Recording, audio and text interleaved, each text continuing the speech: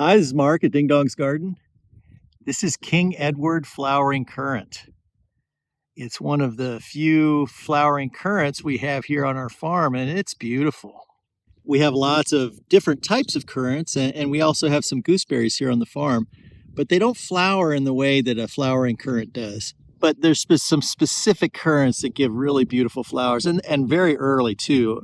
We're still in the daffodil stage here, and this is the first shrub that we have that flowers. We also have Crandall Black, which gives us a yellow flower, and we have Pokey's Pink, which is, of course, a pink flower. And like all currants, they root very easily from cutting. So if you have a flowering currant and you want to expand your collection, all you have to do is take a cutting in the fall or winter and just stick it in the ground, and it should produce more shrubs for you. It'll take root and leaf out on its own.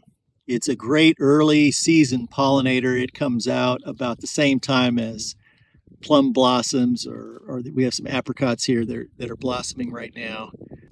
This is King Edward flowering currant. Beautiful red blossomed currant for the early spring.